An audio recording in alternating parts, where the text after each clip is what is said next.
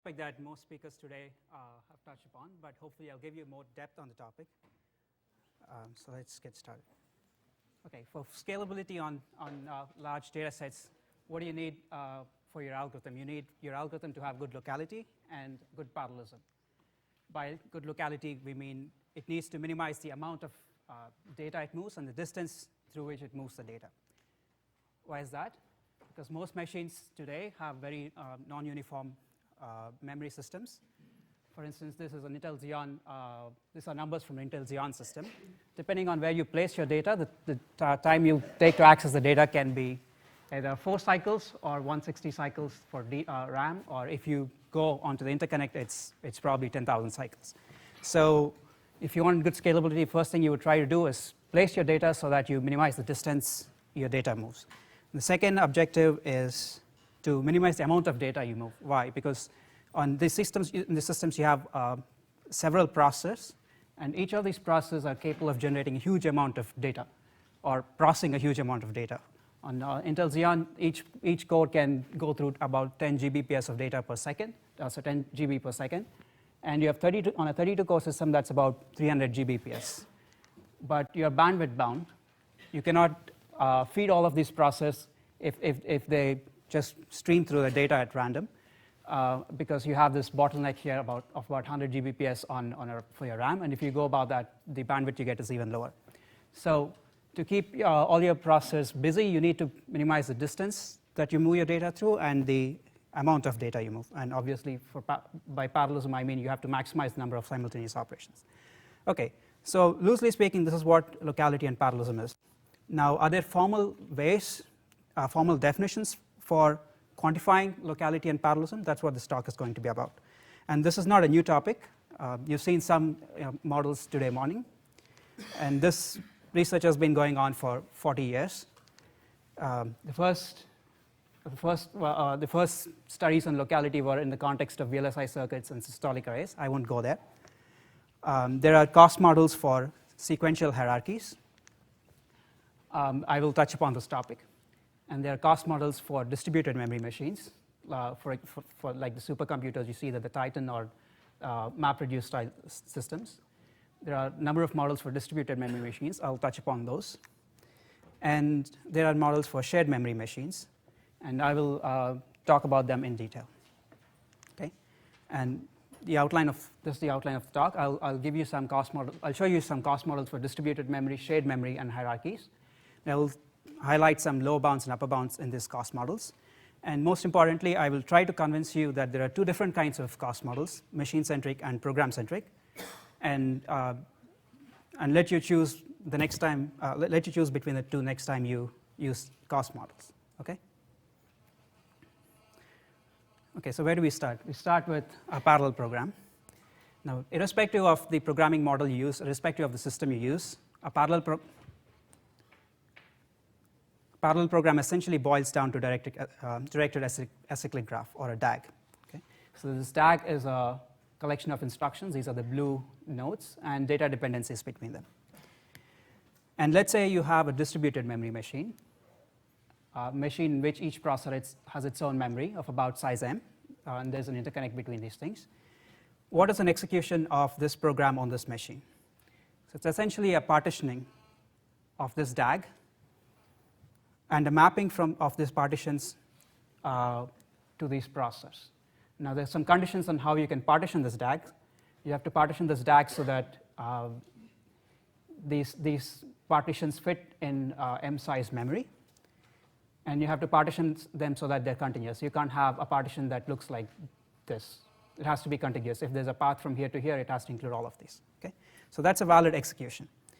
Now, let's look at this and try to see how you might quantify locality. So how much communication would you incur if you use this particular partition? It's all the red edges that you see between these partitions, right? So that's the amount of data you move. The amount of data you move is the number of edges that go across partitions. And the distance through which you move this data depends on the interconnect. So if this processor, if this node were mapped to this processor and this node were mapped to this processor, the distance through which this edge travels depends on the interconnect topology. Okay, so that will give you the distance. Now, if you assume that your interconnect has uniform internode access cost, this might be one possible cost model for locality. You take a linear combination of the number of words that you transferred between nodes and the number of messages, the blocked messages that you transfer between the nodes. Okay, so this is a very simple cost model. This is very similar to what the BSP model that Sergey talked about today morning. It's slightly different. It's asynchronous, but it's not too different. And if you want a cost model for time, what would you do? You take the DAG, you define a schedule on the DAG, which is a partitioning and the mapping. And for partitioning xi and a mapping f from partitions to process, the time is the maximum over all processors of the summation of over all partitions that are mapped to this processor of a linear combination of instructions, words, and messages. Okay? So we are taking locality, the cost model for locality, and plugging and extending it to generate a cost model for time. Now, the difficult part about computing this cost model is that you have to find a good partitioning, right? Or you have to find a good schedule. So this is a cost model that depends not just on your algorithm or your DAG, which is a program, but it's a cost model that also depends on the schedule. Okay, so when you think about it, that's the difficult part of computing this cost model. Okay, so now given this cost model, you can also define how the parallelizability of your algorithm. So the parallelizability of your algorithm is the maximum number of processors where the return on investment stops. Okay, so if you think of the best schedule for different number of processors and you increase the number of processors, at some point you get no returns on adding more processors. So that's the maximum parallelizability of your algorithm. And you might notice that it depends on the effective depth of this partition tag. Okay, so I've talked about a very simple cost model for distributed memory machines with a uniform all-to-all interconnect. Now, you might take this model and make it more fancy, and you can extend it to different interconnect topologies, or you can add disks to it, or you can add more process per memory. But ultimately, all of them, almost all the cost models that you can define will essentially boil down to some sort of graph partitioning. And that's the tricky part of this cost model. How do you compute a good graph partition? That's where the creativity comes into this model. And to give upper bounds in this model for problems, you have to construct your algorithm, and you have to construct your algorithm in such a way that you can design a good schedule. Okay. For instance, for dense matrix multiplication, and if the number of entries is m times p, which is the memory per processor and number of processors, you can construct with not too much effort an algorithm that has n to the 1.5 instructions, n to the 1.5 by m to the 0.5 words, and this many messages of size m. Okay, and the cost model will, and you can construct them in such a way that it's perfectly load balanced, and you get good bound on time. You can do something like that for sorting, except that now we have a lesser locality here. Here you have a reuse to the extent of m to the 0.5. Here you have reuse of log n. So the ratio between instructions and messages here is polynomial, and here it's log. So this is an algorithm with greater locality and lesser locality, but both of them are extremely parallel and so on. So to get lower bounds in this model, what you would do is think about this partitioning and add this constraint on the partition. You force each partition to have at most m by 2 incoming edges and m by 2 outgoing edges, and you ask the question, what is a partitioning with the fewest transfers? Now, if you can compute this this objective, if you can find a bound for this objective on your DAG, you get a lower bound. And for matrix multiplication, it's the same as the upper bound. And you might notice that this is not too hard to prove, because with m data you can compute about m to the 1.5 instructions. So there's m to the 0.5 reuse, which shows up here. And again, there's tight bounds for sorting. Okay. So what have I told you so far? I've told you that programs can be modeled as DAGs, and executions are partitions and mappings of DAG onto the machine. I've given you a very simple. I've taken this and constructed a very simple cost model for distributed memory. I've shown you upper bounds and lower bounds. But the problem with this model is that the cost model is entirely machine centric, which means that the cost model depends not only on your algorithm but also on the machine and the schedule. Okay, Now, if you want to understand the complexity of your problem, not only do you, have you, in addition to coming up with an algorithm, you have to also come up with a schedule. And often this is an NP-hard problem. For most non-trivial machine-centric cost models, for an arbitrary DAG, this is a computationally intractable problem. And the biggest concern with this model is that if you tie your costs down to the machine and your schedule, how are you studying problem complexity? So if someone comes along and says, okay, what's the best algorithm that you can do, what's the best scalable algorithm for this problem, and you're talking in terms of machines, then there's something unsound about it. So you need a cleaner and a more portable cost model that's not tied down to the machine. Okay, so far I've talked about a simple machine-centric cost model for distributed memory machines. The next part of the talk will be about portable cost models. To do this, what we do is we separate the cost model from the scheduler. From now on, what we'll try to do is to take it, is for each DAG, we'll try to define a metric that's based entirely on the DAG. It doesn't depend on your machine. And we'll ask the algorithm designer to restructure his DAG or his algorithm so that it's good in this cost model. Okay? This cost model which does not include any machine parameters. And once this algorithm designer gives a stamp of approval for his algorithm in terms of this cost model, you can build a scheduler for the machine that for your favorite machine, the machine that you bought, and you can design a runtime or a scheduler and prove bounds, performance bounds in terms of this portable metric and the machine parameters. And if you bought another machine, you go and design another runtime for it or a scheduler for it. Okay? So that's the kind of paradigm that I will try to show you in the next second half of this talk. And how do we do this? We do this by, how do we separate cost model and scheduler? We do this by making the cost model portable, and we do this by making the cost model program-centric. So let me define what a program-centric cost model is. So to start with, you have to choose a portable program description. A DAG will do, because there's nothing here that's machine-centric. And you will analyze your DAG without reference to machine parameters, no process, no caches, no connections. So you have to come up with rules to quantify locality and parallelism in this DAG without any of these parameters.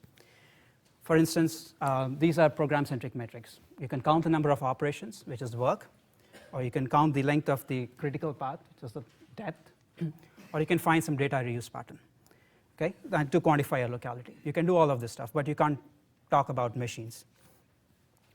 And an interesting question then is, if you did your analysis with entirely based on your DAG, is there anything meaningful that this analysis says about performance on realistic machine models?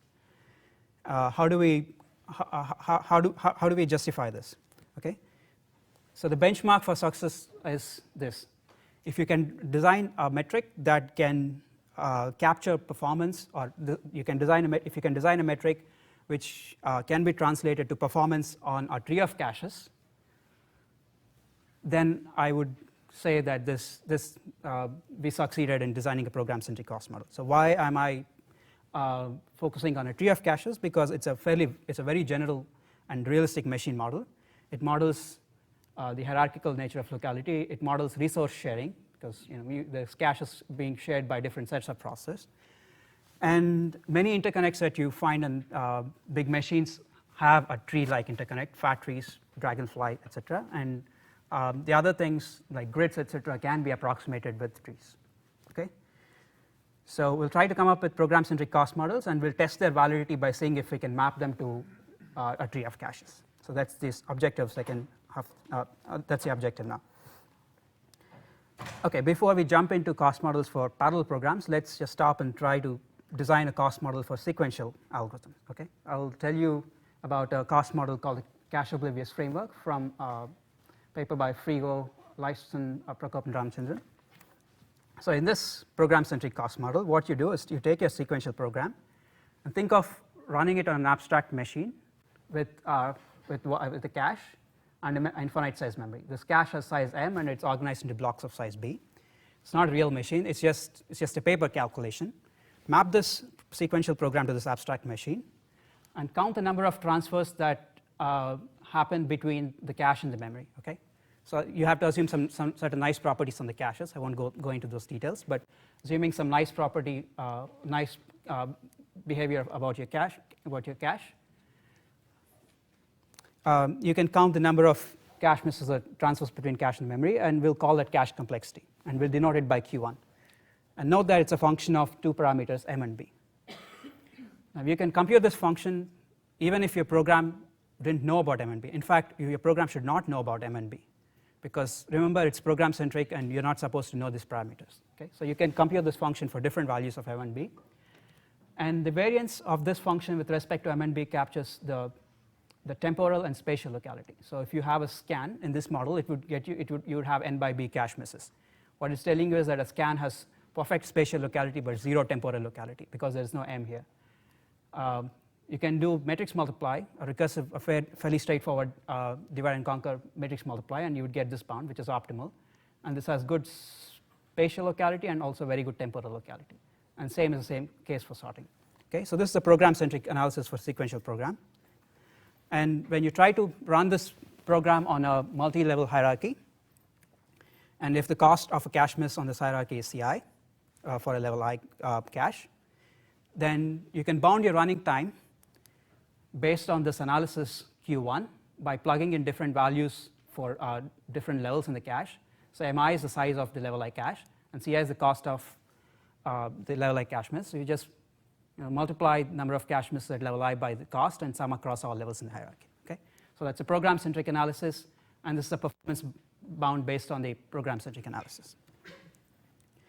Okay, so things were very simple with sequential programs because there is only one way you can run a sequential program. The difficult part about parallel programs is that there are many different orders in which you can execute a parallel program, and it's a bit more complicated. So we'll now talk about a program-centric model called the Parallel Cache Complexity Framework, which is joint work with Belloc, Feynman, and Philip Gibbons. And in this framework, I'll present two complexity metrics: the parallel cache complexity for locality and effective cache complexity, which models both locality and load imbalance. And we'll show how these definitions lead to a definition of parallelizability. And we'll also show that we can efficiently map these cost models to a tree of caches. Okay, let's start. And all these cost models are only for nested parallel DAGs, not for any DAG. So what's a nested parallel DAG? A nested parallel DAG is one you can write with 4 joint primitives, or by constructing a graph with only series and parallel composition. Another way to see this would be if you could organize your instructions into strands, tasks, and parallel blocks as follows. So the the program at the highest level is a task, and it's a sequential composition of a strand, which is just a chain of instructions, no parallelism there, and a parallel block, which is a parallel composition of subtasks. Okay, so that's a nested parallel DAG, and I'll define this cost model for nested parallel DAGs. And note that in a nested parallel DAG, there are no data dependencies between parallel subtasks. That's the main condition here. Okay, so the first definition is for locality. This is called the parallel cache complexity metric. How do we define this? Take your DAG and decompose it into maximal M size subtasks. Okay, so here this is your DAG, this is your program. And go and find the maximal M size subtask in this program. There's 3 of them in here. And the fact that this is a nested parallel program makes this decomposition unique and easily computable. Now, if you had an arbitrary DAG, this would be an impossible task. But if for nested parallel DAGs, this is trivial. And now that you have this decomposition, define this parallel cache complexity function. For every M size maximal subtask, expect any reasonable scheduler to load it once into the memory. So just count the space of an M-fitting subtask and sum all subtasks. Okay, so you're loading this task once into the memory and reusing it without any more cache misses. And for every glue node, that is a node that doesn't fit in this subtask, be pessimistic. Don't assume any any reuse or any use of locality in there, and assume that every instruction or every access is a cache miss. Okay? So if you sum up these two quantities, you get this parallel cache complexity function. So that's the first program-centric metric. Now, let's see if we can map this to a tree of caches. So for mapping this cost model to a tree of caches, you need a scheduler. And for scheduler and for building a scheduler, let's for now assume that every task is annotated with size. You know the working set of each of this task. What you might do is find a size mi task, which is this, unroll it into size mi minus 1 tasks, and pin this task to level I cache, and schedule the subtask on the subclusters. Okay? And you need to define the order in which you will explore this subtask and map them to this. So I won't tell you what this is, but there's a good order called the parallel depth first. And this is what the scheduler does. So at every level in the hierarchy, it finds, for every level in the hierarchy, it finds tasks that fit in here. It unrolls this task until it finds tasks that fit in the next level of the hierarchy, and it goes and does a particular order called the parallel depth first. So that's the scheduler we're going to use. Another way to look at the scheduler is to think in terms of wavefronts. Okay, so this is your DAG, and this wavefront corresponds to all the tasks that are active on an L2 cluster. And this wavefront, L1 wavefront, corresponds to tasks that are active on L1 cluster. So a scheduler, another way to think about the scheduler is as a bunch of nested wavefronts going through this DAG. And the scheduler has to specify where and how large these wavefronts are. Okay? Now, since we are mapping mi size tasks to mi size caches, you would expect you'd expect good communication costs. Specifically, you would assume you would expect to get q star of mi cache miss at every level, and that is true. But the hard part about this problem is bounding the time of the running time of the scheduler. It's difficult because you're tying the number of processes available for a task to its size, and if your program is perfectly balanced, if your DAG is it's like a binary fork, it's just perfectly balanced, this is all fine, your runtime is good. But if it's not, then you have to quantify how irregular or unbalanced your task is. For that, we defined a new metric called the effective cache complexity. What it does is extend parallel cache complexity by adding the cost of imbalance, or by trying to quantify how difficult a DAG is to schedule. Specifically, it adds penalties for long sequential strands, which you cannot parallelize, and parts of your DAGs that look very imbalanced. For instance, you might have a fork in which one of this subtasks does has a quadratic kernel, and this is a linear kernel. And if you try to schedule this, you might fail. So if you have parts of your computation that look like this, you add penalty for that. And what you have is a metric called effective cache complexity. It's telling you the parallel cache complexity plus the cost of plus expected cost of imbalance if you try to schedule this DAG on n to the alpha processors. Okay, so this metric is a function of alpha. Now, this DAG is entirely this metric is entirely program centric. There's no machine parameters in here. And if you plot a graph that shows you the behavior of the ratio of the effective and the parallel cache complexity as a function of alpha, it looks like this. For alpha equal to 0, it's 1 because both of them are the same. And for some values of alpha, they're about the same. And at a particular point, it diverges. And the point at which it diverges tells you how parallelizable your algorithm is. And this point is 1 for good sorting algorithms, and for matrix multiplication, it's 1.5. What it's telling you is that this algorithm can be effectively load balanced on n to the on processors. Okay, so this is a formal definition for parallelizability of an algorithm, and it subsumes most previous metrics that you might have seen. Okay, so now I have this effective cache complexity metric. What am I going to get out of it? If you design a good scheduler, you can show that you can achieve the scheduler achieves optimal communication cost on a tree of caches, that it has perfect load balance, and it achieves optimal runtime, which is the sum of cost at each level in the hierarchy divided by the number of processes. And you can also show that the scheduler achieves good space bounds. And this is not an empty model. You can design algorithms that are optimal in this model. And here's a bunch of primitives that are optimal in this model.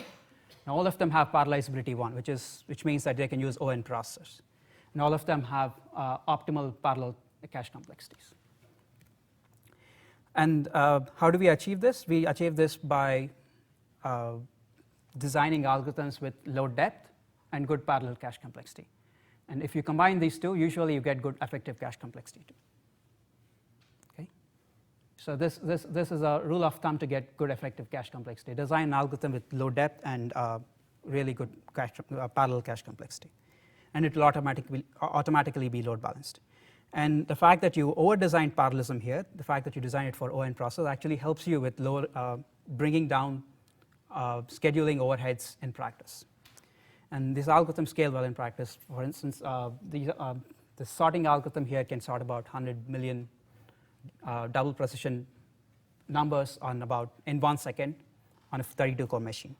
So that's how fast these algorithms are. And you can use these primitives to construct graph algorithms that are extremely parallelizable. You can construct combinatorial algorithms. I think Kanat will talk about this algorithm. You can construct an approximation algorithm for set cover, and so on. Okay, in summary, what have I told you? Told you that it's very important, if you're trying to design a scalable algorithm, it's very important to quantify locality and parallelism. And depending on which machine you're aiming to run your program on, there are many machine-centric cost models. But if you are a theoretician and someone told you to design a scalable algorithm for this problem, and you're not bound to any particular machine, you don't have a favorite machine, it makes sense for you to design your algorithms and measure them in a program-centric cost model. And this is possible because you can build good schedulers. And I presented one such program-centric cost model. And I've showed you that it's you can design optimal algorithms here. You can translate it into good performance, not just in theory, but also in practice. And the final point I want to make is that designs, the bounds that you see in different cost models actually look very similar quantitatively.